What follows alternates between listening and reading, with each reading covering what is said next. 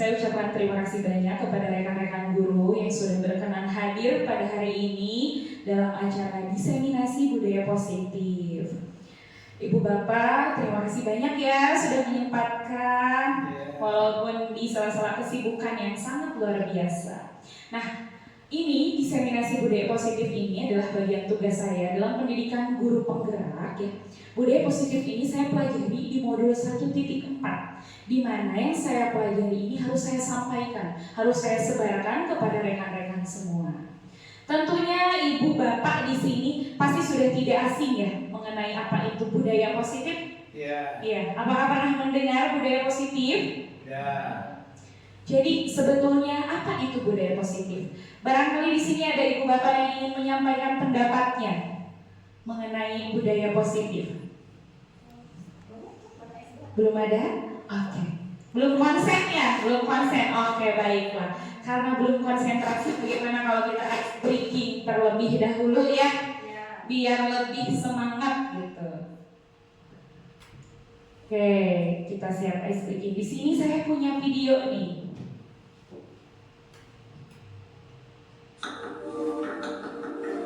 Oke.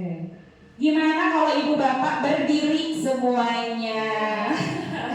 Tidak apa-apa ya, supaya lebih semangat begitu. Nah, kita ice breakingnya kita ikuti yang ada di video ini ya, dengan penuh semangat tentunya. Siap?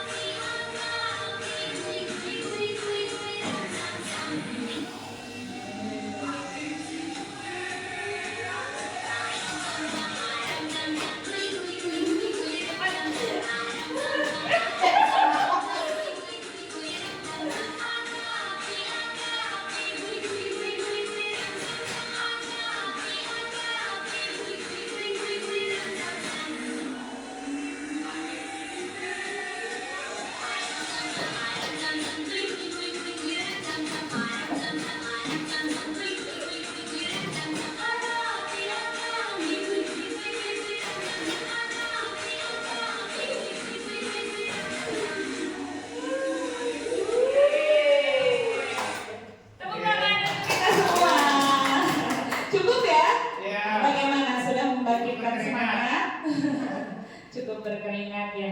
Nah, ini bisa nanti dicoba ya barangkali ibu bapak untuk di kelas nih, biar kelasnya makin semangat. Oke, sudah bisa dilanjut? Ya. Sudah semangat? Semangat. Ya, oke baik. Kita kembali lagi ya. Apa sih itu budaya positif? Siapa yang mau berpendapat mengenai apa itu budaya positif? Silahkan. Ya, silahkan.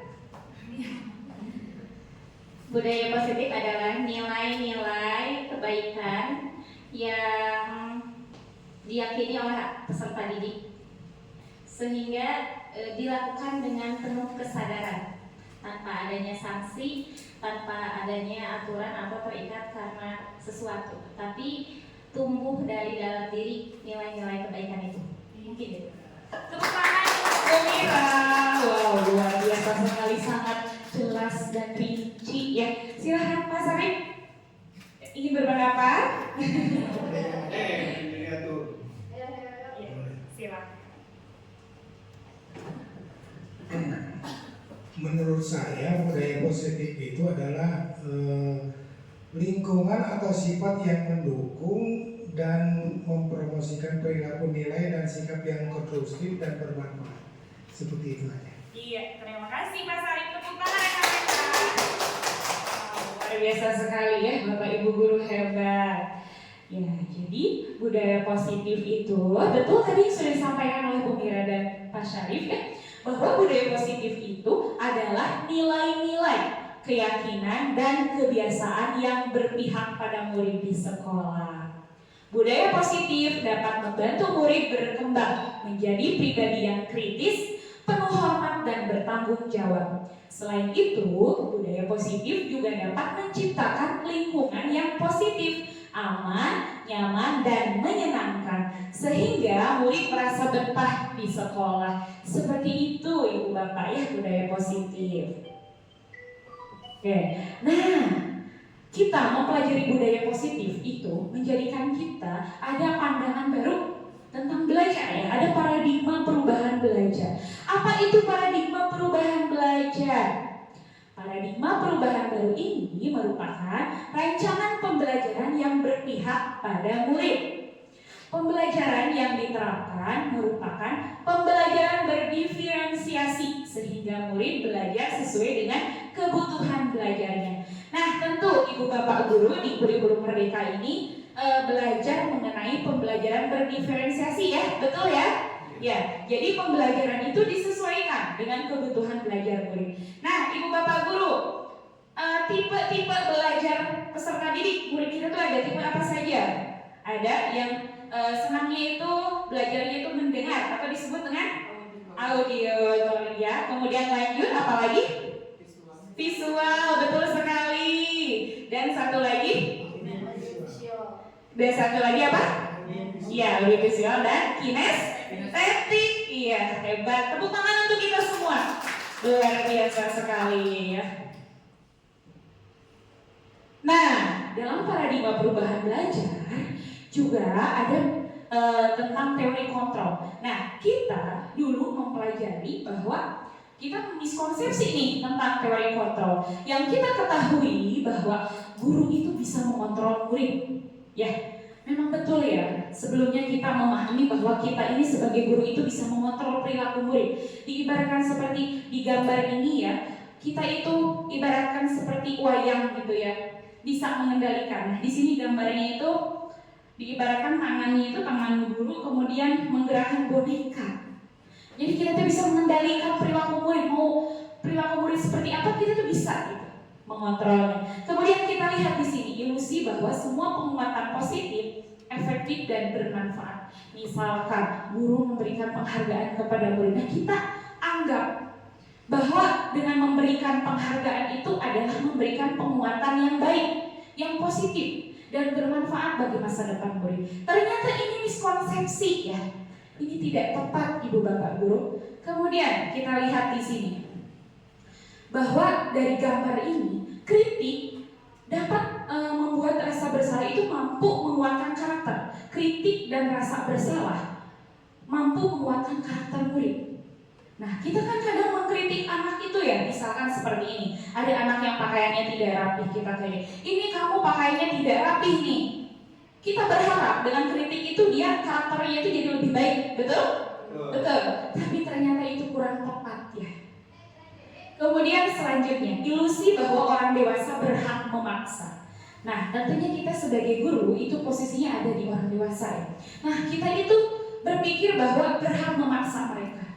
Kita bisa memaksa murid-murid kita untuk melakukan sesuai dengan keinginan kita.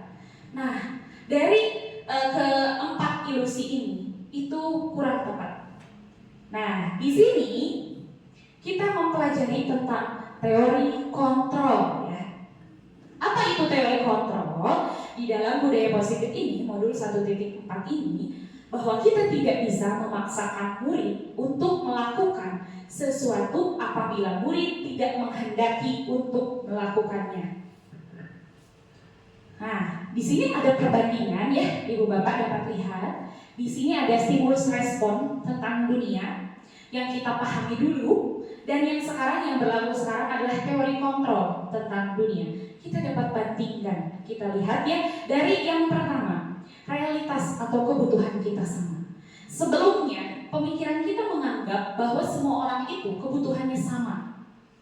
Dalam teori kontrol, kebutuhan kita itu berbeda. Nah, dari kedua pemahaman ini tentu sangat berbeda ya. Dulu kita di stimulus respon itu menganggap bahwa misalkan kebutuhan saya dan kebutuhan Ibu Suci sama nih. Kebutuhan murid saya, satu kelas itu ada 50 murid, saya anggap semuanya sama. Pokoknya hari itu mereka itu butuh belajar secara kinestetik semua gitu. Saya anggap semuanya sama. Nah, ternyata itu kurang tepat. Dalam teori kontrol bahwa kita itu menganggap bahwa murid itu memiliki kebutuhan yang berbeda-beda. Kebutuhan anak A dan anak B tentu berbeda. Yang satu butuhnya itu dia itu dekat sentuhan. Kemudian yang satu lagi butuhnya itu lebih ke misalkan senangnya itu belajarnya itu berbicara ataukah apa. Kadang kita tidak terpikir ya sampai situ, pokoknya kita anggap seragam aja semua gitu ya kebutuhannya. Nah, selanjutnya di stimulus respon semua orang melihat hal yang sama. Sedangkan dalam teori kontrol setiap orang memiliki gambaran berbeda. Nah, sangat jelas sekali bahwa memang sebelumnya kita punya pemahaman bahwa kita tuh memandang dunia itu sama. Pandangan saya dan pandangan Bu Mira misalkan sama gitu. Padahal kita itu manusia yang diciptakan Tuhan tentu berbeda dan pandangannya pun berbeda. Nah, dalam teori kontrol itu memang menjadi sesuatu yang sangat penting bahwa setiap orang itu memiliki gambaran yang berbeda dan kita harus menghargai itu. Nah, selanjutnya kita lihat ya di kolom ketiga, kita mencoba mengubah orang agar berpandangan sama dengan kita. Nah, dulu pemahaman kita, karena kita memaksa orang lain untuk punya pandangan yang sama dengan kita. Pokoknya nih, murid si A sama si B itu melihat pembelajaran itu harus begini, sama dua-duanya gitu ya kan, kita paksa. Nah, dalam teori kontrol kita itu harus memahami pandangan orang lain. Jadi kita tuh tidak boleh memaksakan. Jadi kembali lagi bahwa memang kita tidak bisa memaksakan orang lain sesuai dengan keinginan kita. Selanjutnya kita lihat lagi, perilaku buruk dilihat sebagai suatu kesalahan. Apakah pernah kita melakukan seperti itu? Pernah ya? Pernah, termasuk saya ya, bahwa setiap perilaku buruk kita lihat itu sebagai suatu kesalahan. Ketika anak memperlihatkan perilaku yang tidak sesuai aturan, kita anggap itu salah. Kadang belum apa-apa juga, ya kamu ini makanya jangan yang seperti itu ya. Nah, dalam teori kontrol, kita itu harus seperti memperlakukan orang itu bahwa semua perilaku itu memiliki tujuan. Jadi tidak hanya perilaku yang baik saja yang mempunyai tujuan, tetapi perilaku buruk juga mempunyai tujuan. Jadi ada sesuatu itu di dalamnya itu ya. Nah, seperti itu. Selanjutnya, dalam stimulus respon, orang lain itu bisa mengontrol saya. Kalau dalam teori kontrol, hanya diri kita sendiri, hanya Anda yang bisa mengontrol diri Anda. Seperti itu. Kemudian lanjut ya, saya bisa mengontrol orang lain kalau dalam stimulus respon. Tapi dalam teori kontrol, kita tidak bisa mengontrol orang lain. Jadi kita tidak bisa mengendalikan. Jadi miskonsepsi yang tadi bahwa kita orang dewasa dapat mengendalikan orang lain. Nah, dalam teori kontrol kita itu tidak bisa mengontrol orang lain ya. Selanjutnya, pemaksaan ada pada saat bujukan gagal. Jadi kadang dulu ya pemahaman kita bahwa kita itu maksa nih. Kalau misalkan kita sudah membujuk anak nih, misalkan anak melakukan kesalahan, kita bujuk. Nah, bujukan kita gagal, kita paksa. Ya pokoknya ibu nggak mau tahu, pokoknya kamu harus sikapnya kayak gini. Nah, kadang seperti itu kan ya. Nah, dalam teori kontrol seharusnya kita itu berkolaborasi dengan murid, ajak diskusi muridnya supaya menciptakan pilihan-pilihan baru yang datang dari murid itu sendiri. Seperti itu. Kemudian yang terakhir, dalam stimulus respon, model berpikirnya itu menang kalah. Sedangkan dalam teori kontrol, model berpikirnya menang-menang. Jadi tidak ada itu yang kalah dan menang. Jadi misalkan nih, baik itu korban ataupun pelaku, nanti kita ajak diskusi. Nah, dua-duanya itu nanti kalau misalnya kita menggunakan teori kontrol, tidak ada yang merasa menang, tidak ada yang merasa salah. Tapi dua-duanya merasa menang karena dihargai gitu, seperti itu. Oke. Nah, untuk menciptakan teori kontrol itu kita terapkan disiplin positif. Apa itu disiplin positif? Tentu sudah tidak asing ya, Ibu Bapak Guru. Disiplin positif merupakan salah satu cara penerapan disiplin yang bertujuan untuk menumbuhkan kesadaran serta memberdayakan murid tanpa hukuman dan reward. Nah, di sini perbedaannya. Jadi, siapa nih di sini Ibu Bapak Guru yang sering menggunakan hukuman sebagai untuk memupuk rasa disiplin? Saya gitu. Pernahkah menggunakan hukuman? Pernah? Kalau memberikan reward? Pernah. Ya, iya, sering ya kalau reward. Nah, kalau disiplin positif itu jadi cara penerapannya itu menumbuhkan kesadaran dari murid itu sendiri tanpa kita berikan hukuman, tanpa kita berikan penghargaan seperti itu. Nah, disiplin positif ini adalah untuk mewujudkan nilai-nilai kebajikan. Nilai-nilai kebajikan itu ada banyak. Saya ambil contohnya itu hanya sebagian saja. Di sini saya ambil nilai kebajikan itu untuk keterampilan hidup. Dapat kita lihat di sini ya, begitu banyak sekali. Di keterampilan hidup ada dapat dipercaya, kemudian lurus hati, pendengar yang aktif, tidak merendahkan orang lain, memberikan yang terbaik dari diri. Kemudian selanjutnya petunjuk seumur hidup dan keterampilan hidup. Di sini ada peduli penalaran, terus apa lagi ibu-ibu? Bekerja sama, terus iya, keingintahuan, kemudian kelulusan, berorganisasi, kesabaran ya. Iya, sampai terakhir apa itu? Tanggung jawab dan persahabatan ya. Nah, kita lihat di sini nilai kebajikan yang kita peroleh dari profil pelajar Pancasila. Apa aja ibu-ibu? Beriman, bertawakal kepada Tuhan Yang Maha Esa, berakhlak mulia, mandiri, kritis, bergotong royong dan kreatif. Nah, di sini sebelahnya ada dari The Seven Essential Virtues ya. Di sini ada empati, suara hati, kontrol diri, rasa hormat, kebaikan, toleransi, dan keadilan. Nah, ini semua itu adalah nilai-nilai kebajikan yang ada di lingkungan sekitar kita, yang kita akan terapkan gitu dalam kehidupan kita sehari-hari. Ini tuh hanya sebagian kecilnya ya. Nah, tentunya untuk mewujudkan nilai-nilai kebajikan tersebut, kita harus bisa memenuhi kebutuhan dasar manusia. Bahwa di sini ada 5 kebutuhan dasar manusia yang harus dipenuhi. Yang pertama ada bertahan hidup. Nah, kira-kira ibu bapak, untuk bertahan hidup kita memerlukan apa ya? Makan. Terus? Minum. Apa lagi? Pakaian. Rumah. Apa lagi? Betul. Iya, betul. Betul sekali. Sungguh sangat realistik ya, benar. Ya, sandang, pangan, papan gitu ya, kebutuhan primer, sekunder, dan tersier gitu ya, pokoknya banyak. Betul sekali. Oke, selanjutnya ada kebutuhan kasih sayang dan rasa diterima. Seperti apa itu? Udah punya istri.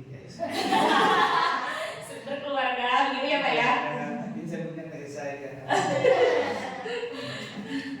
Apalagi, nah kalau murid kita nih, kebutuhannya seperti apa?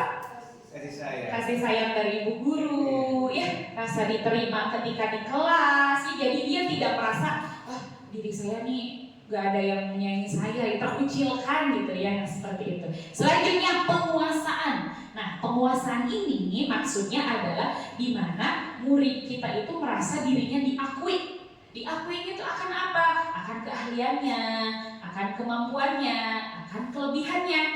Jadi murid ini merasa diapresiasi gitu atas apa yang dia miliki. Kemudian selanjutnya kesenangan. Nah, kesenangan nih berhubungan dengan apa ibu bapak guru? Ujian.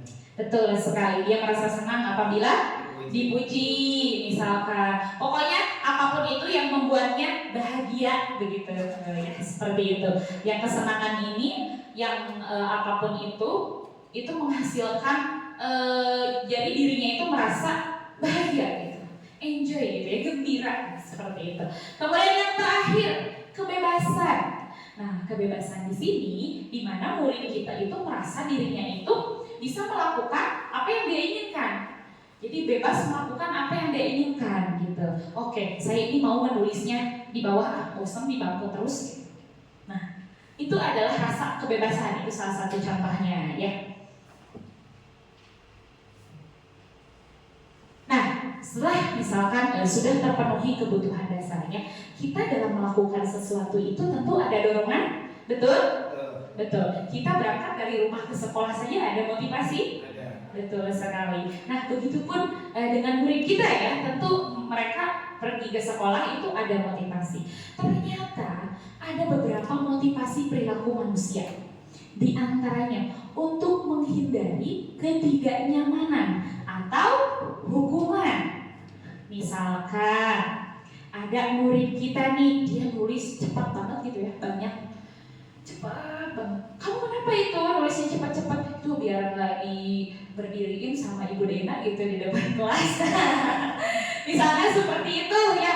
Jadi dia tuh termotivasi belajar cepat itu agar tidak mendapat hukuman dari Ibu Dena gitu ya, dari Ibu Guru, seperti itu. Jadi termotivasinya karena takut ya, takut diapain?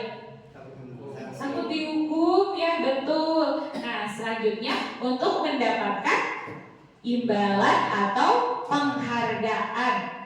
Misalkan kita ya dulu kan sering kayak gini nih, ayo siapa nih yang bisa menyelesaikan lebih cepat nanti dapat bintang. Nah, bintang itu kan salah satu penghargaan ya. Nah, jadi kan anak-anak berlomba-lomba tuh ya, belajar dengan giat, belajar dengan rajin supaya mendapatkan penghargaan. Atau bahkan kadang kita suka tidak sadar gini, ayo siapa yang duduknya rapi dapat permen. Nah, itu imbalan kan ya, penghargaan. Nah, mereka tuh jadi termotivasi melakukannya itu karena diiming-imingi penghargaan oleh kita. Jadi bukan atas dirinya sendiri, tapi karena wah, jadi kalau aku duduk rapi nih, nanti dapat permen nih, nanti dapat kue nih dari Ibu Guru. Nah, seperti itu. Yang terakhir, untuk menjadi orang yang mereka inginkan dengan nilai-nilai yang mereka percaya. Nah, jadi kalau yang ini, murid kita berperilaku atas dasar nilai-nilai atau keyakinannya mereka.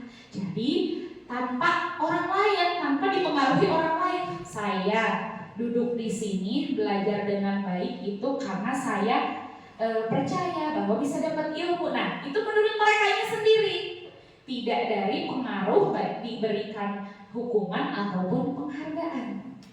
Jadi ada 3 ya motivasi perilaku itu. Tadi untuk menghindari ketidaknyamanan, kemudian mendapatkan penghargaan, dan untuk menjadi orang yang mereka inginkan. Seperti itu Bapak Ibu. Apakah dapat dipahami? Terima kasih. Baik, selanjutnya ya. Nah, di sini ada 5 posisi kontrol guru ya. Jadi kita bisa menempatkan posisi kita sebagai guru di mana nih? Gitu. Nah, yang pertama ada apa? Penghukum. Selanjutnya teman, ada pemantau, ada pembuat merasa bersalah, dan manajer. Nah, kalau penghukum seperti apa ya kira-kira ya? Pasti kalau menghukum itu tidak jauh dari kalau nggak marah gitu, gini teh sedikit, nggak boleh kan gini ya. Nah, yang seperti apa sih? Nah, kita lihat nih. Penghukum. Penghukum itu bisa secara verbal, secara kata-kata, ataupun secara fisik. Yang lebih ngeri, lebih menakutkan secara fisik ya. Apakah pernah Ibu Bapak Guru menjadi posisi penghukum? Ayo jujur. Pernah. Apakah ada yang ingin berbagi pengalaman nih menjadi seorang penghukum? Silakan. Pak Yajat pernah nih, boleh aku berbagi sedikit seperti apa nih pada saat itu posisi kontrol sebagai penghukumnya? Silakan. Assalamualaikum warahmatullahi wabarakatuh. Kalau saya sih orangnya fleksibel, kadang ada yang jadi penghukum itu ketika anak sudah dikasih bukan sudah dikasih bahwa aturannya harus seperti ini sudah disepakati bersama contoh di kelas, cuman anak tetap saja melanggar, kemudian saya kenapa anak sampai melanggar, saya cari tahu kenapa dia sampai melanggar aturan itu. Setelah saya kasih penilaian baik buruknya kenapa sampai dia melakukan hal yang sama, tapi tetap tidak ada timbal baliknya, ya terpaksa dengan sangat Bapak akan menghukum kamu contohnya. Kalau kamu tidak bisa berbicara baik dengan Bapak, dengan siapapun, kamu harus berbicara dengan kepala sekolah. Nah itu seperti itu. Tepuk tangan untuk Pak Jajan, ya begitu ya pengalamannya Pak Jajan. Barangkali ada lagi yang ingin menyampaikan pengalamannya nih, silakan. Iya.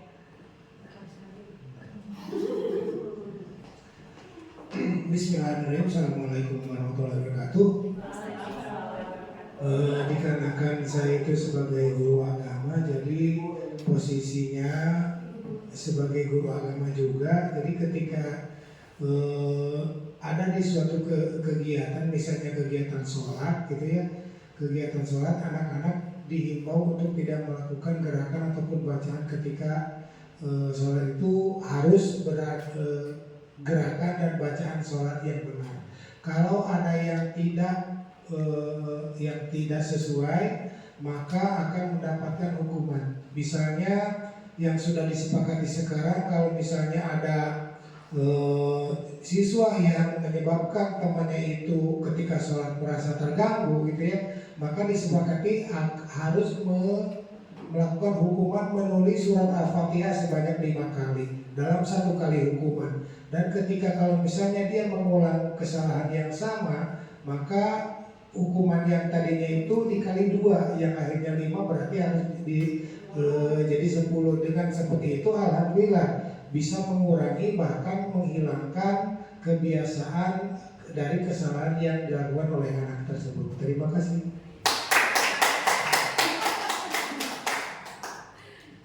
Luar biasa ya pengalamannya. Oke, nah kita lihat di sini ya. Apakah yang sudah dilakukan Pak Jajang dan juga Pak Sarip ini merupakan posisi kontrol sebagai penghukum ya? Nah, kita amati ya di sini itu kalau penghukum itu kan tadi secara verbal dan secara fisik. Penghukum itu sifatnya menyakiti, baik itu menyakiti hati ataupun menyakiti fisik si anak ya, murid kita ya. Misalkan seperti ini, patuhi aturan saya, awas ya, gitu ya. Dengan nada yang tinggi, dengan seolah-olah menghardik gitu seperti itu, sampai anak tersebut tertunduk. Nah, tertunduk sampai dia tidak bisa berkata apa-apa gitu seperti itu. Kemudian di sini ada pemantau. Nah, kalau pemantau ada sanksi atau konsekuensi bagi murid. Mungkin yang dilakukan oleh Pak Sarif dan Pak Jajan itu tidak masuk penghukum, tapi ke pemantau ya, karena tadi kan berhubungan dengan agama. Ketika tadi murid tidak dia, jadi ada hafalan surat ya. Nah itu lebih ke pendidikan agama, itu mungkin pemantau ya. Nah jadi tenang, jadi Pak Jajan dan Pak Sarif tidak sebagai penghukum, tetapi pemantau. Nah selanjutnya di sini ada pembuat merasa bersalah. Pembuat merasa bersalah di sini, kita menjadikan murid kita yang melakukan kesalahan itu, kita menjadikan dia semakin dirinya itu merasa terpuruk. Seperti begini kata-katanya, gimana coba kalau orang tua kamu tahu kamu berbuat begini? Nah, anak itu seperti diperlakukan seperti itu, dia pastinya jadi down. Oh iya ya, saya tadi sudah berbuat seperti itu, pasti mama saya kecewa di rumah, pasti ayah saya sedih. Akhirnya apa? Anak itu bukannya dia mengakui kesalahan, yang ada nangis gitu ya, nangis ya bu, saya tuh merasa orang yang paling berdosa sekali pada hari itu. Nah itu adalah posisi kita sebagai pembuat merasa bersalah. Nah selanjutnya di sini ada posisi kontrol guru sebagai teman dan manajer. Nah yang sebagai teman nih, misalkan seperti ini, peserta didik kita bisa kelas 1 ya, kelas rendah. Nah dia itu lagi menulis nih misalkan belum selesai. Nah kadang kita, ayo dong bantu ibu ya, cepat nulisnya ya. Terus ada lagi nih temennya yang nyeletuk, Bu, aku belum beresin. Udah, gak apa-apa, nanti Bu bantu deh beresin. Nah, itu adalah merupakan contoh posisi kontrol kita sebagai teman. Ya. Kemudian selanjutnya sebagai manajer. Nah, kalau sebagai manajer kita memposisikan diri kita itu untuk menggali keyakinan-keyakinan atau nilai-nilai yang dipercaya supaya murid kita tersebut menemukan solusinya sendiri. Seperti itu, Ibu Bapak Guru.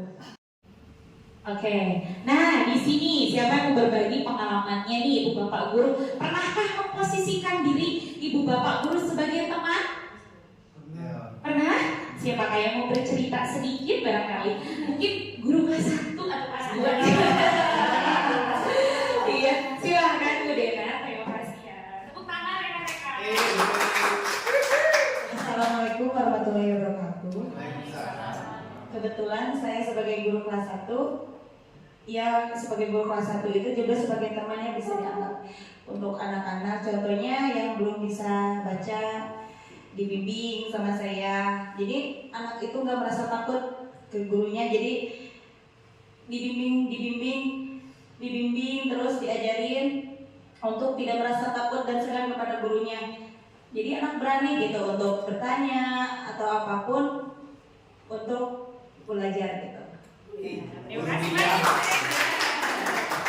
Ibu-ibu cantik ya. Iya, memang betul ya kalau anak kelas 1 itu kan dikit-dikit ngerangkul gitu ya, apa-apa meluk gitu ya, tiba-tiba ibu gitu ya. Jadi kita memposisikan memang diri kita kalau misalkan langsung nih jadi pemantau atau manajer kan mereka belum paham ya, harus didekati dulu gitu supaya dekat. Apalagi yang masih diantar mamahnya kan, masih diantar mamahnya, ayahnya gitu kan. Tentu kan kita harus dekat dulu. Kadang sampai gerbang udah menangis ya anak kelas 1 ya. Jadi gimana caranya nih kita rayu biar dia masuk kelas saja dulu, itu kan udah luar biasa ya.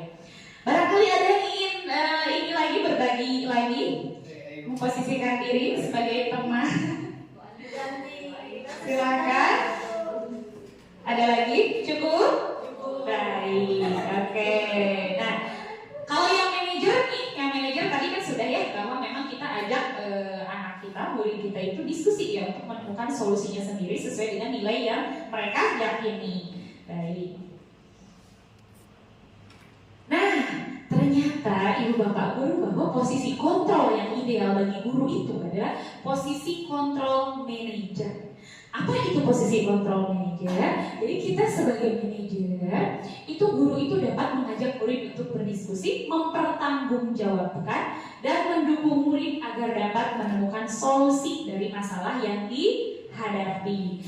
Posisi manajer mengacu pada segitiga restitusi yang dapat menjadikan murid sebagai manajer untuk dirinya sendiri, sehingga dapat tercipta identitas positif pada murid. Nah, jadi tadi di antara kelima kontrol posisi guru itu yang memang ideal gitu ya. Yang ideal itu adalah posisi kontrol manajer. Nah, kita lihat ya di tabel ini ya. Kita bandingkan nih posisi mana saja gitu ya.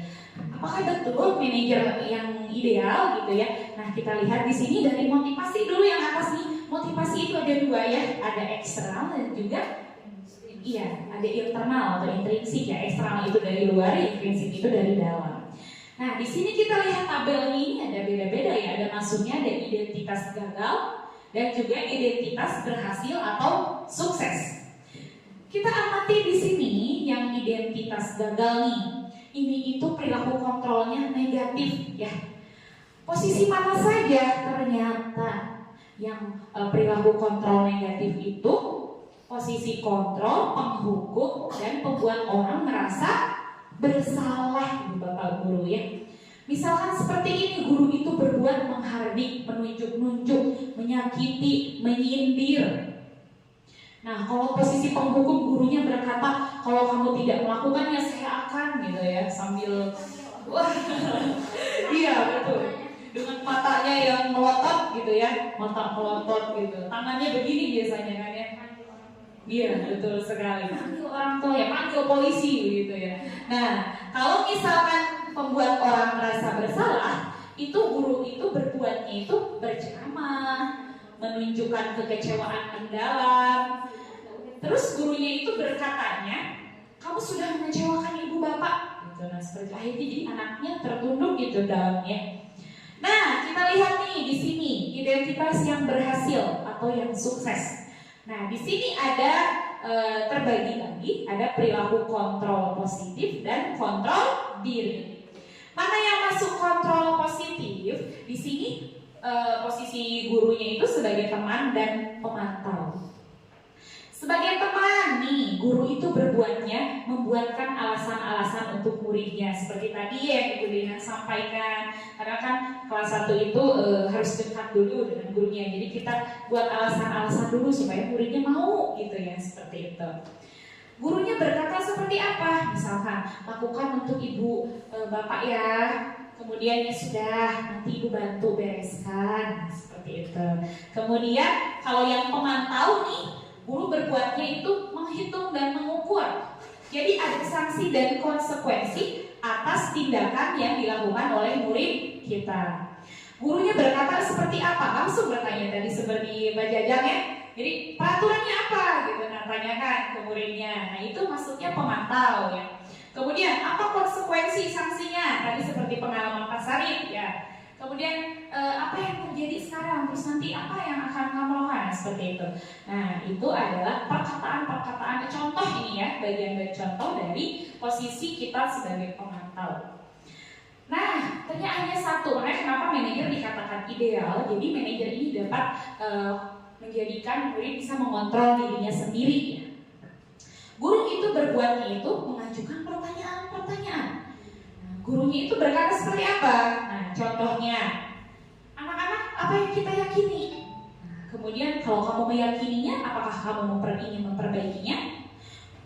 Nah, seperti itu ya. Nah, jadi kita tanyakan, kita ajak diskusi keyakinan-keyakinan apa yang mereka percaya, seperti itu. Nah, kita lihat di sini hasilnya. Nah, kita lihat tadi hasilnya penghukum ya, yang tabel ini. Hasilnya kalau kita menerapkan posisi kontrol kita sebagai penghukum, anak itu nanti jadi memberontak, kemudian pendendam dan menyalahkan orang lain. Kadang betul ya, kadang kita setelah menghukum itu anak itu semakin menjadi-jadi ya. Dia tuh nanti sikapnya itu pas ketemu lagi itu malah semakin gitu.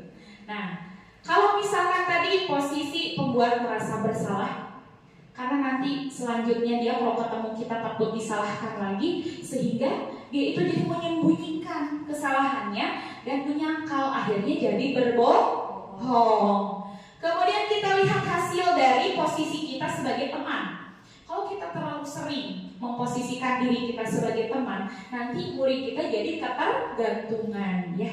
Selanjutnya, kalau misalkan kita memposisikan diri kita sebagai pemantau, nah kita bisa menyesuaikan bila diawasi. Jadi murid itu menyesuaikan nih atas konsekuensi. Tapi apabila kita mengawasinya. Tapi kalau kita ini tidak sedang mengawasi ya cuek-cuek aja gitu, dan bapak guru ibu gurunya lagi nggak ada gitu, seperti itu. Kalau yang manajer, hasilnya itu dapat menguatkan watak atau karakter murid itu sendiri ya.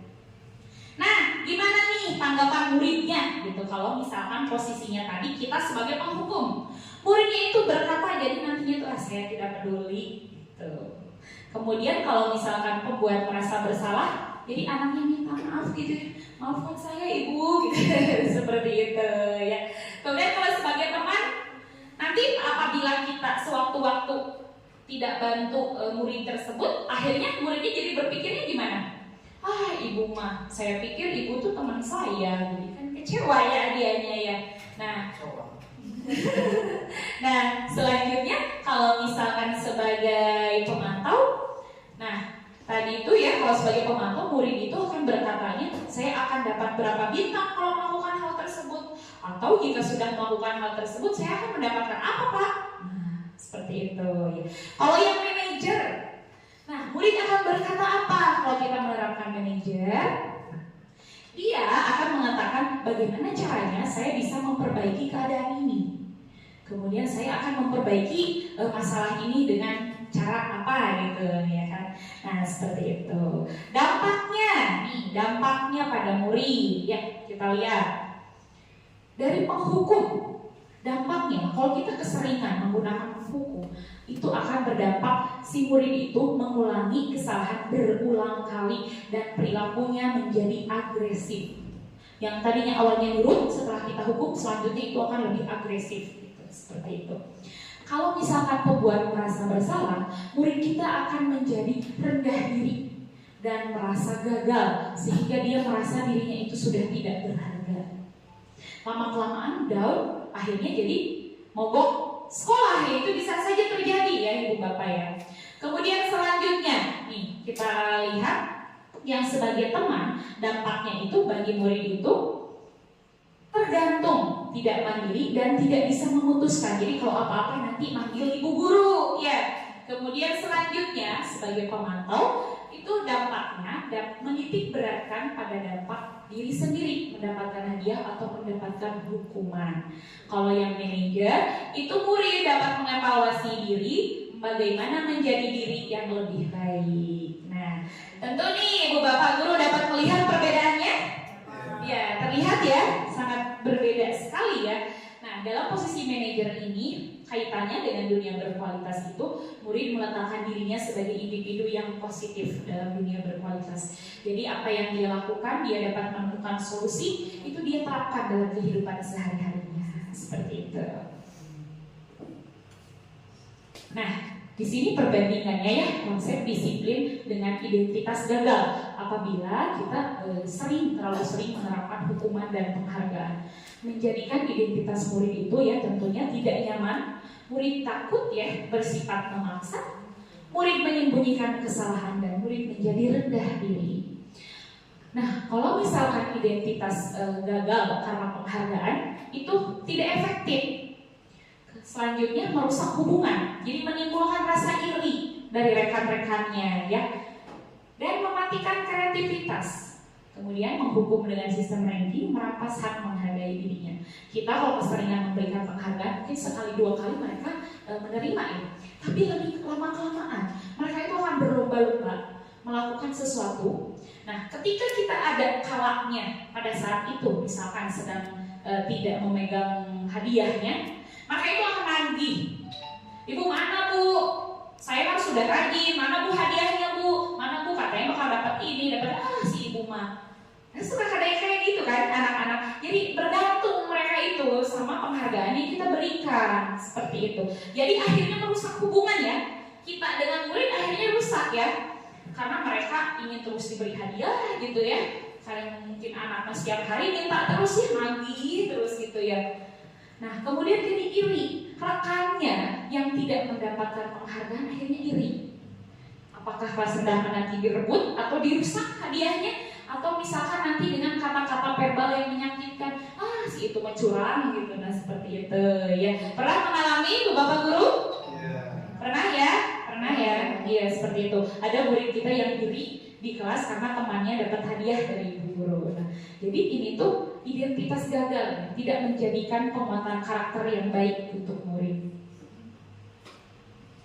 Nah, sekarang kita lihat nih konsep disiplin dengan identitas sukses ya. Konsekuensi dan restitusi. Konsekuensi penguatannya jangka pendek. Kalau restitusi itu jangka panjang. Perbedaannya di sini. Konsekuensi itu ternyata baik ya, tapi kurang ideal. Baik tapi kurang ideal gitu ya. Nah, kalau konsekuensi itu kurang idealnya itu tadi bahwa perlu monitoring berkelanjutan. Jadi di mana kita tidak memonitoring pada hari itu, maka kita tidak tahu progres anaknya itu gitu ya. Kan ada kalanya ibu bapak guru tidak memantau terus ya selama seharian penuh ya, betul ya. Kemudian selanjutnya nih, murid memang menghormati peraturan ya, tapi kehilangan waktu untuk merenungi kesalahan. Karena kitanya sudah mengambil peran, jadi murid itu kehilangan waktu untuk merenungi kesalahan yang dia perbuat. Kalau restitusi, murid itu jadi bertanggung jawab atas perilakunya. Terus fokus pada pemecahan masalah jangka panjang, murid bisa menghormati dirinya dan orang lain dan juga dapat memegang kontrol atas dirinya sehingga murid bersemangat memperbaiki kesalahan. Nah, seperti itu ya. Nah, restitusi ya. Apa sih itu restitusi?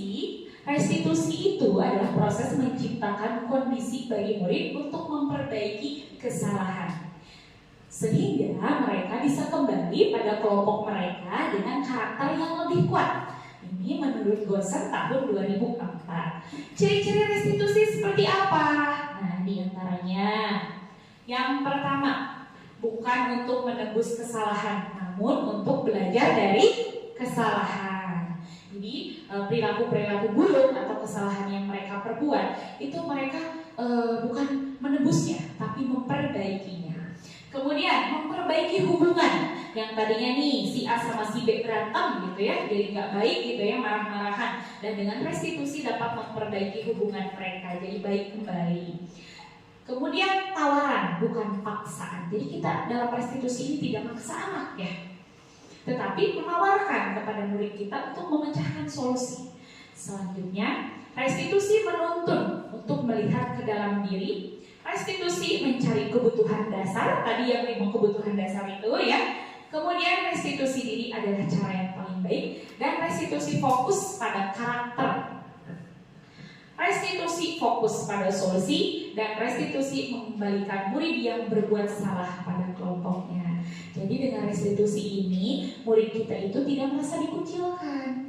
Justru dengan restitusi ini, murid nanti dapat kembali bermain bersama teman-temannya tanpa merasa dirinya itu tidak dihargai. Gitu, seperti itu.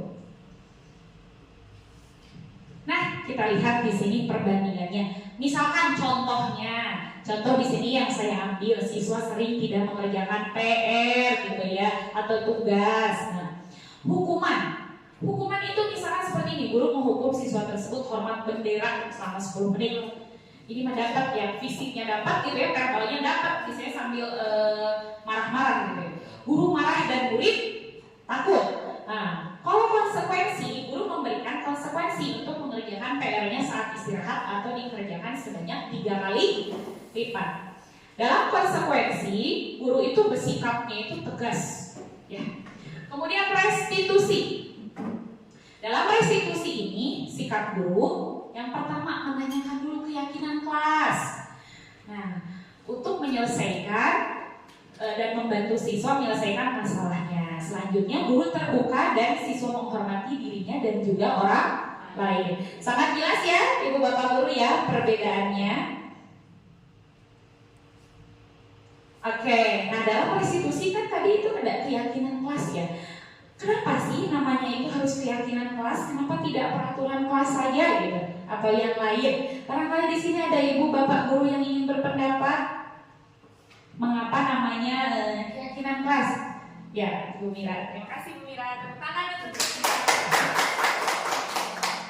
ya, karena dari teori tadi yang digarisbawahi bahwa kita tidak boleh memaksa kepada anak didik, maka kita tanyakan dulu apa yang mereka yakini tentang nilai-nilai kebenaran. Contohnya di kelas, mereka ingin kelas yang seperti apa? Mereka meyakini kelas kondusif itu yang bagaimana? Mereka meyakini bahwa belajar yang menyenangkan itu seperti apa? Nah, makanya guru menampung keyakinan-keyakinan mereka, kemudian nanti dibuat kesepakatan kelas. Dengan dibentuknya oleh keyakinan masing-masing, jadi si anak akan ada kesadaran, karena itu tumbuh dari kesadaran. Kalau guru membuat kesepakatan kelas, ujuk-ujuk guru sendiri yang menentukan masuk jam 7, yang keluar bangku ditulisin, yang duluan istirahat gitulah dan sebagainya. Nah, itu anak tidak ada kesadaran karena itu berasal dari guru, berasal dari orang lain. Sedangkan, Bu, saya Pak ingin di kelas tuh begini, nah itu ditampung. Nah, dari keyakinan itu tumbuh kesadaran yang merupakan karakter tanpa harus dimentor, tanpa harus dipantau, berlangsung dengan sendirinya. ya, tepuk tangan. Luar biasa sekali ya. Bu Mira sangat menyimak sekali dari masalah luar biasa ya. Ya. Jadi betul sekali yang disampaikan oleh Bu Mira, sangat tepat ya, bahwa keyakinan kelas itu berupa pernyataan universal yang mudah diingat dan dipahami serta harus diterapkan di dalam kelas. Keyakinan kelas ini dibuat berdasarkan kesepakatan antara siapa? Antara guru dan juga murid. Jadi tadi kata Bu Mira betul. Jadi jangan ujuk-ujuk kita membuatnya. Ini anak-anak kesepakatan, jreng gitu ya, tempel. Nah, jangan seperti itu. Kita diskusi dengan murid-murid kita ya, apa yang ingin lakukan di kelas, apa yang mereka inginkan, apa yang mereka harapkan. Nah, nanti kita sepakati, baru nanti dituangkan boleh dalam bentuk tulisan ya, seperti itu. Oke, nah pembentukan keyakinan kelas, nah ini langkah-langkahnya. Nah, tentu di kurikulum Merdeka ya, Ibu Bapak Guru sudah belajar ya membuat keyakinan kelas. Nah, keyakinan kelas ini bersifat abstrak ya daripada peraturan. Jadi memang maksud bersifat abstrak di sini tidak mesti dibaca terus, tapi yang ditanamkan dalam diri ya, seperti itu. Keyakinan kelas berupa pernyataan-pernyataan yang umum ya. Selanjutnya, pernyataan keyakinan kelas senantiasa dibuat dalam bentuk positif. Kemudian, keyakinan kelas hendaknya tidak terlalu banyak supaya mudah diingat oleh murid kita. Jadi jangan bikin keyakinan kelas 20 gitu, nanti pusing ya. Sesuaikan saja, misalkan di kelas 1 boleh bikin 2 atau 3 ya. Kelas tinggi gitu boleh mungkin bikin 4 atau 5 supaya mudah diingat dan dipahami, seperti itu. Kemudian, keyakinan kelas sebaiknya sesuatu yang dapat diterapkan di lingkungan tersebut. Jadi berhubungan dengan lingkungan kita, lingkungan sekolah gitu. Kemudian, semua warga kelas hendaknya ikut berkontribusi dalam pembuatan keyakinan kelas lewat kegiatan curah pendapat. Nah, kita harus menyediakan tempat nih untuk murid-murid kita itu bisa menyampaikan pendapatnya. Jadi kita itu fasilitator di kelas yang menyediakan waktu dan tempat untuk murid saling berpendapat, seperti itu. Nah, selanjutnya bersedia meninjau kembali keyakinan kelas dari waktu ke waktu. Apabila diperlukan dari waktu ke waktu, keyakinan kelasnya kita tinjau nih. Kemudian mungkin ada yang perlu ditambahkan atau yang dikurangi, itu fleksibel, seperti itu. Nah, ini adalah contoh keyakinan kelas di kelas 6 ya, di kelas saya. Nah, jadi dalam membuat keyakinan kelas itu jangan ada kata negatif seperti jangan atau tidak ya. Jadi kita ubah kata-kata jangan, tidak atau bukan itu menjadi kalimat positif. Seperti jangan buang sampah sembarangan, kita ubah kata-katanya menjadi membuang sampah pada tempatnya. Kemudian nih, jangan menghina teman gitu. Kita ubah kata-katanya menjadi saling menghormati dan menghargai. Kemudian nih, jangan ribut di kelas. Nah, kita ubah kata-katanya menjadi kalimat positif, jadi tertib saat belajar di kelas. Kemudian, awas ya, jangan berbicara kasar. Nah, kita ubah juga kalimatnya jadi bicara dan bersikap yang sopan kepada teman dan ibu guru. Misalkan jangan ada yang berbohong ya di kelas ini, kita ubah juga jadi kalimat positif, jujur dalam segala hal ya. Saya yakin sih di sini ibu bapak guru tentu sangat memahami begitu ya tentang pembuatan keyakinan kelas ini, karena kan sudah diterapkan ya di kelas masing-masing dalam kurikulum Merdeka ini. Oke, baik. Nah, dalam mewujudkan disiplin positif itu ya. Tadi kan kita sudah mengetahui restitusi ya. Dalam restitusi itu ada yang dinamakan dengan segitiga restitusi. Jadi ketiga ini nih, segitiga ini itu saling berkaitan, tidak dapat dipisahkan. Pokoknya mah lengket gitu ya. Nah, yang pertama menstabilkan identitas, validasi tindakan yang salah, menanyakan keyakinan. Apakah boleh salah satu saja? Nah, sebaiknya ketiga-tiganya ya, karena dapat mewujudkan restitusi itu memang harus mewujudkan ketiga-tiganya. Makanya kenapa disebut dengan segitiga restitusi. Nah, ini langkah pertama. Langkah pertama yang harus dilakukan adalah menstabilkan identitas. Yang seperti apa gitu. Barangkali ada ibu guru yang ingin membacakan. Silakan.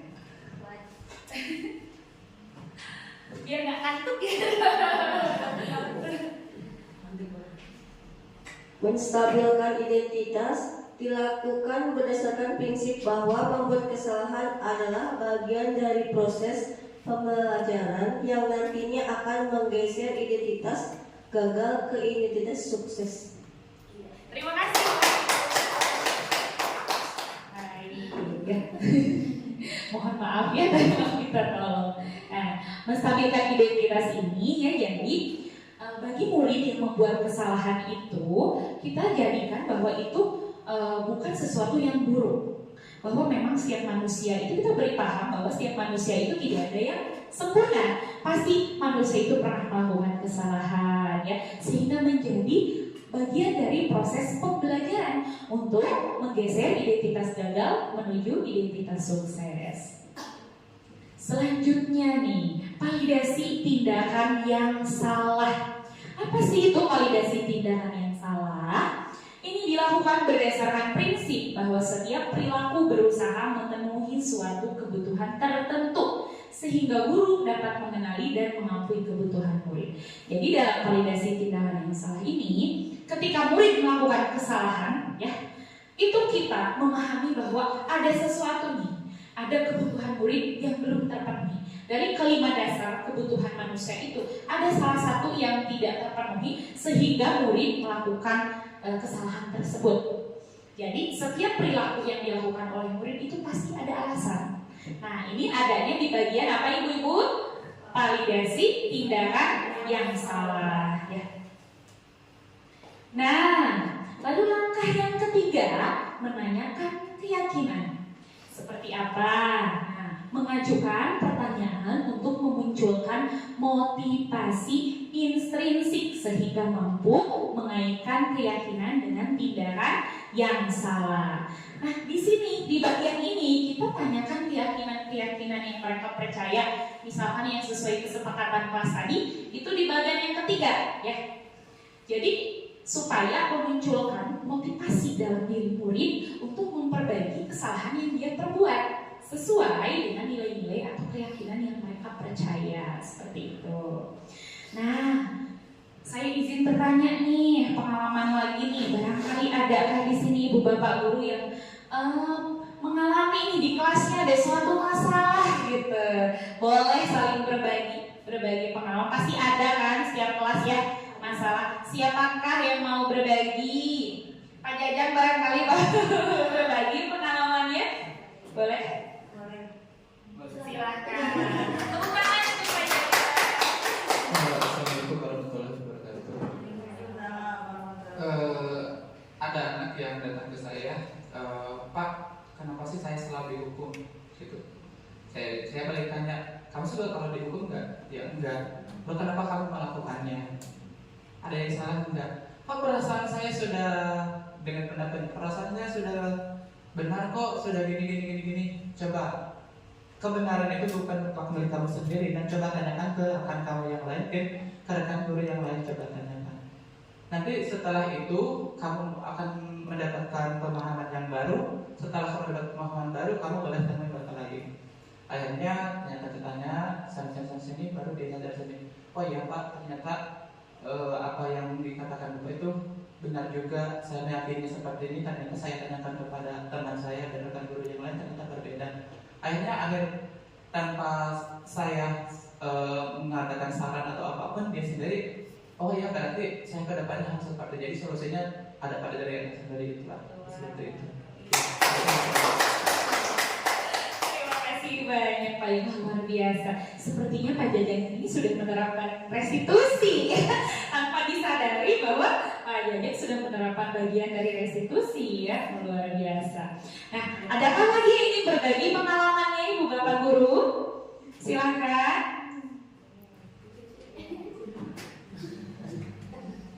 Ada lagi? Ah ya, silakan. Tepuk tangan untuk Bu Mira.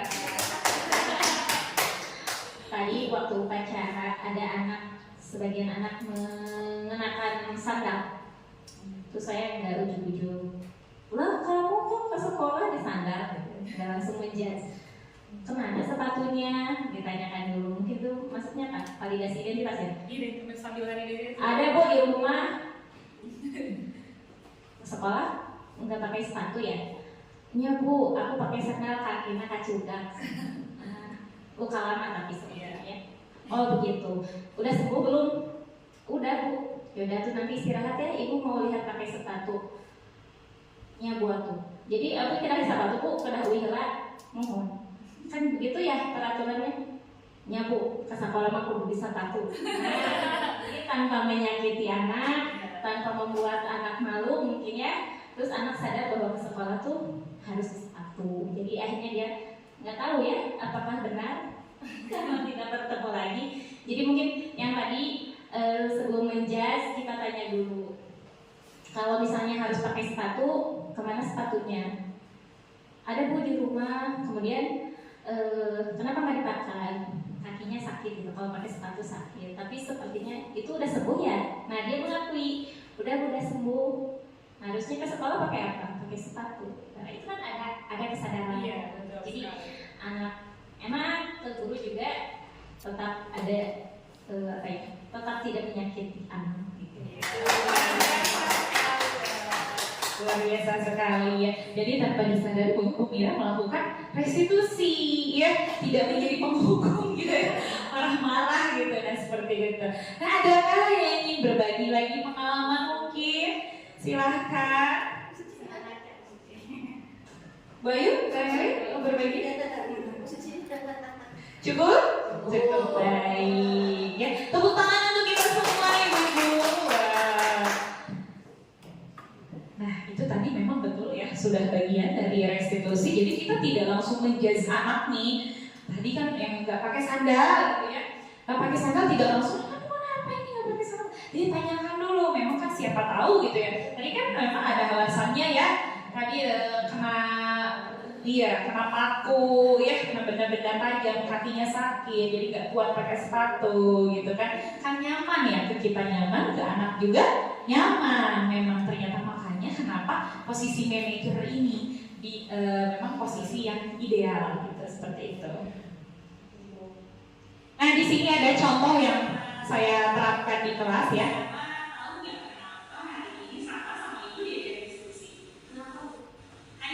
Nah di sini itu kasusnya itu sangat ketahuan oleh saya itu membuang sampah di kolong bangku pada saat masuk ke kelas. Nah saya coba melakukan posisi saya sebagai manajer dengan segitiga restitusi. Nah barangkali gitu ya bisa menjadi inspirasi.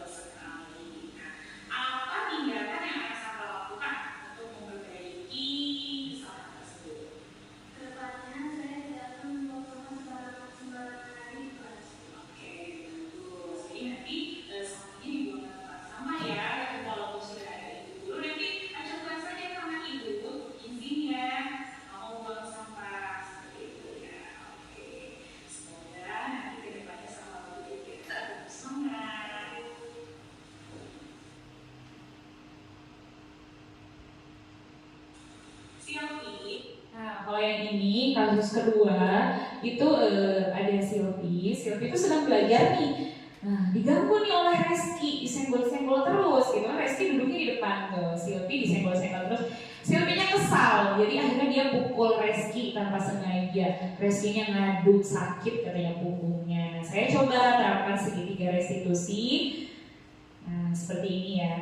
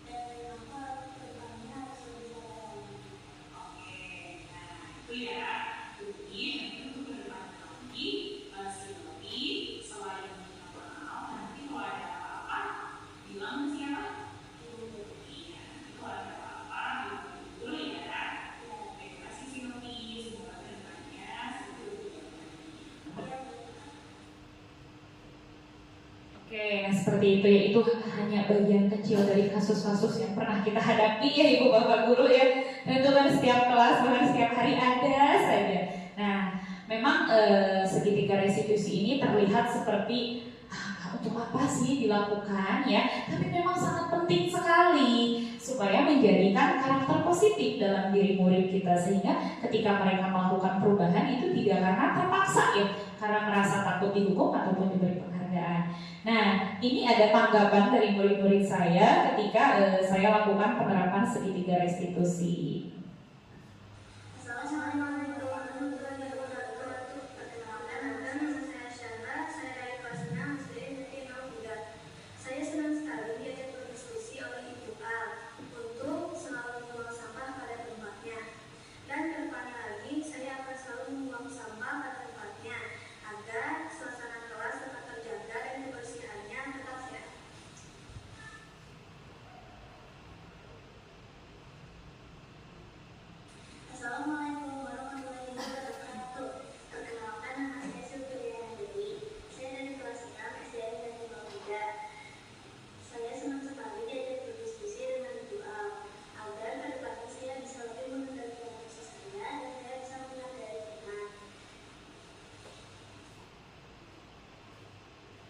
Oke, baik. Nah, itu ada.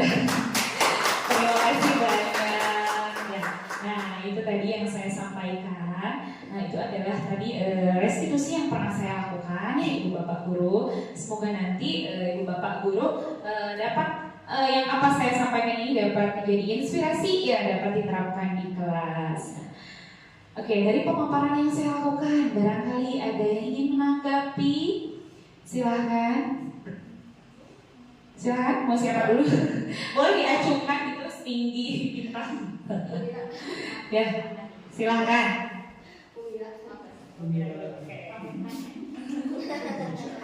Ya, terima kasih banyak Bu Al, sangat mengingatkan kami semua di sini bahwa untuk menjadi guru itu harus profesional, harus bersabar dan harus mengetahui karakter anak. Dan di sini kita mendapatkan ilmu, insya Allah sangat bermanfaat sekali ya untuk kita menjadi guru yang positif, guru yang lebih sadar. Nah, seperti halnya bahwa guru manajer itu jauh-jauh dalam Islam sudah disebutkan ya dalam Al-Quran bahwa harus bertanya dulu kalau anak melakukan kesalahan. Contohnya Allah bertanya dalam surat Al-Quran banyak ya, afala tatafakkarun, apakah kalian tidak berpikir? Terus afala ya ta'qilun, apa kamu tidak punya akal? Nah, gitu ya. Jadi kita juga kepada anak, apakah kamu tahu bahwa ini apa gitu ya? Bahwa ini menyakiti teman? Apakah kamu tahu bahwa kita sedang belajar? Jadi yang dapat saya simpulkan bahwa 5 tipe guru yang tadi, guru sebagai penghukum, sebagai teman, sebagai pembuat rasa bersalah, mungkin mikir bukan? Yang gitu. Terus manajer satu lagi, pemantau. Nah itu semua tidak salah dilakukan, tapi memang ada porsinya. Mungkin kita bisa mengklasifikasi anak gitu ya, bahwa ini anak nggak bisa nih kalau dikasih guru manajer. Ini mana misalnya bolehlah kali-kali kita hukum gitu ya. Misalnya hukumnya tentu nyambung gitu. Contoh kalau anak nggak kerjain PR, ya dia suruh mengerjakan gitu ya. Terus contoh kalau anak nggak piket, ya dia harus piket. Misalnya hari Rabu nggak piket, besoknya kena hukumannya Kamisnya piket gitu. Nah, jadi semua itu bisa kita lakukan. Idealnya memang menjadi guru manajer, namun ada porsinya. Mungkin ini tipe anaknya nih kasihnya teman gitu. Kalau misalnya kita nggak berteman dengan anak ini nggak mau sekolah. Contoh anak saya yang baru masuk SD, kenapa nggak sekolah? Nggak seru? Karena mungkin biasa di TK, masuk SD melihat guru monoton, killer gitu. Anak nggak mau sekolah, anak nggak tertarik. Jadi ada saatnya kita juga memposisikan sebagai teman gitu ya. Jadi tidak hanya satu saja, mungkin sebagai manajer 5 tipe guru yang tadi juga ada baiknya gitu Jadi yang sesuai mungkin kebutuhan dan perilaku karakter anak tersebut. Begitu Bu A. Wow, luar biasa sekali ya apa yang disampaikan Bu Mira. Betul, dari 5 posisi kontrol itu memang kita dapat kolaborasikan tergantung situasi dan kondisi. Nih, apakah kasus ini memang bisa diterapkan tadi sebagai teman seperti kelas rendah ya tadi pengalamannya Bu Dena. Tentu kan kelas 1 itu untuk dia masuk ke kelas aja kita harus menjadi teman dulu ya bagi dia ya. Jadi harus didekati dulu, bahkan masih nempel sama mamahnya aja untuk kita pisahkan sulit ya kalau kita tidak menjadi teman. Nah itu bisa kita terapkan, kita kolaborasikan, kita kan jadikan posisi kita mungkin bisa sebagai teman dulu ya. Nah seperti itu ya. Tepuk tangan untuk Bu Mira sekali lagi. Luar biasa sekali. Nah, barangkali ada lagi yang ingin menanggapi, silahkan. Kalau saya mau bertanya, Boleh. Silahkan. kalau saya ingat kayak gini kan, udah beberapa kali anak memposisikan kan saya tanya tadi, nak maunya kelas kami seperti apa? Dia anak kelas 1. Pak besok maunya gini, oke. Setelah dituruti, oh beda lagi gini. Setelah tidak disiplin, oh tidak. Setelah ada yang salah dengan bapak, tolong koreksi. Tetap aja terkenal seperti ini. Nah ada waktunya tadi saya sampai hari tadi sampai bilang, wah Pak serem deh kalau yang bapak hari ini. Anak merasa itu benar. Tapi memang saya terpaksa melakukan itu dikarenakan anak ada yang maaf dan kursi itu fatal, ada yang naik meja, turun, loncat, gak bisa saya kondisikan. Sampai termasuk di beberapa sekolah datang ke kelas, saja mau seperti ini. Tapi dengan karena menurut saya sudah tidak bisa dengan cara apapun kecuali dengan cara killer tadi, tidak semuanya duduk sampai semuanya pada takut. Tapi setelah itu saya akhirnya dengan mau nggak nak bapak berperilaku kayak tadi? Enggak kan? Jadi tolong ya bapak mohon minta maaf ke kalian semua telah berperilaku seperti itu dikarenakan itu konsekuensi dari kamu tadi sendiri. Walaupun ya setelah dikasih tadi kan harus tahu dulu kenapa anak melakukan hal seperti itu. Ternyata ujung-ujungnya memang saya harus melakukan seperti itu. Jadi yang ingin saya tanyakan, apakah salah saya memperlakukan hal seperti tadi di kelas gitu? Iya baik, terima kasih banyak. Oke. Nah kelas berapa ya Pak Jan ya? Kelas 1. Waduh kelas 1 ya, banyak ya kelasnya ya. Oke. Nah jadi memang seperti yang Bu Mira sampaikan tadi, panjang dari kelima posisi kontrol itu memang tidak terlalu buruk ya. Tadi memang yang menjadikan negatif itu ada 2 ya, menghukum dan juga membuat merasa bersalah. Tapi setelah kita simak semua kayaknya seperti yang Pak Jajang sampaikan itu tidak sampai menghukum dan membuat rasa bersalah ya, tapi mungkin lebih ke pemantau ya, konsekuensi ya dan sanksi ya seperti itu ya. Nah itu memang tidak apa-apa ya, tidak terlalu buruk Pak Jajang, karena tadi kan seperti yang di slide tadi ya. Tadi slide berapa ya? Mau saya perlihatkan tadi? Nah, kita lihat ya. Nah, di sini ya tadi ya. Nah, kalau nggak salah. Nih, kita perlihatkan. Oke, nah di sini kan tadi ada kita lihat ya perilaku kontrol negatif, penghukum, membuat merasa bersalah, teman, pemantau. Nah kalau misalkan tadi ada perhitungan ukurannya konsekuensi dan sanksi itu bagian dari pemantau. Memang ini menjadi bagian dari identitas berhasil atau sukses Pak Jan. Jadi tidak salah banget gitu ya. Memang kalau untuk manajer itu kan ada kasus-kasus tertentu, tapi untuk beberapa kasus karena Pak Jajang sudah berusaha menerapkan nih, tidak apa-apa Pak Jajang menerapkan sebagai posisi pemantau karena memang ada beberapa kasus yang kita bisa mengkolaborasikan dari kelima posisi kontrol guru ini. Nah demikian Pak Jajang, apakah dapat diterima? Terima kasih. Apakah ada lagi rekan-rekan yang ingin menanggapi? Silakan. Cukup. Baik, terima kasih banyak Ibu Bapak Guru. Demikian yang dapat saya sampaikan. mohon maaf apabila banyak kekurangannya. Dengan saya menyebarkan pemahaman saya ini bukan berarti saya ingin menggurui ya atau ingin menyombongkan diri. Saya ingin berbagi praktik baik kepada ibu bapak guru. Ini yang saya pelajari selama pendidikan guru penggerak modul 1.4, supaya apa? Supaya ibu bapak guru mendapatkan inspirasi dan yang baik-baiknya bisa diterapkan di kelas ibu bapak. Terima kasih banyak atas partisipasinya. Sekian dari saya. Wabillahi taufik wal hidayah. Wassalamualaikum warahmatullahi wabarakatuh.